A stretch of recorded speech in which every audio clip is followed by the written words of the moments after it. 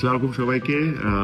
ভক্তদের দারুণ সুখবর দিলেন তামিম ইকবাল। ফিরছেন আবারও জাতীয় দলে, খেলবেন চ্যাম্পিয়ন্স ট্রফি। সংবাদের বিস্তারিত দেখুন দর্শক পুরো ভিডিওতে। দর্শক, টানা দুবার বিপিএল এর শিরোপা জয় করে বরিশালকে চ্যাম্পিয়ন্স করেছেন তামিম ইকবাল। বরাবরের মতোই বিপিএল এর ফাইনাল ম্যাচটা যেন নিজের চিরচেনা রূপে ফিরে আসেন তামিম ইকবাল। কেননা চট্টগ্রামের বিপক্ষে দুর্দান্ত টর্নেডো ব্যাটিং তাণ্ডব করে দলকে জয়ের অন্যতম অবদান রাখেন তামিম। মাত্র 29 বলে অর্ধশতক হাঁকিয়েছেন তামিম। আর তামিমের হাতে এমন বিধ্বংসী মার দেখে ভক্ত সমর্থকেরা দাবি করছে অন্তত চ্যাম্পিয়ন্স ট্রফিতে যেন তামিম ইকবাল বাংলাদেশের হয়ে খেলে, নিজের অভিমান ভুলে জাতীয় দলে যেন আবারও ফেরে। কেননা বিপিএল এ বরিশাল জিতলে শুধু বরিশালের মানুষরাই খুশি হয়, আর বাংলাদেশ যদি কোনো কাপ জেতে তাহলে গোটা বাংলাদেশের ক্রিকেট ভক্তরা খুশি হবে। তাই তামিমকে অনুরোধ করেছে বিসিবি নতুন সভাপতি ফারুক আহমেদ এবং নতুন ক্রীড়ামন্ত্রী আসিফ মাহমুদ।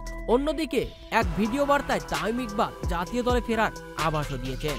তো দর্শক, আপনাদের কি মনে হয়, তামিম ইকবালের কি চ্যাম্পিয়ন্স ট্রফিতে ফেরা উচিত? কমেন্ট করে জানিয়ে দিন।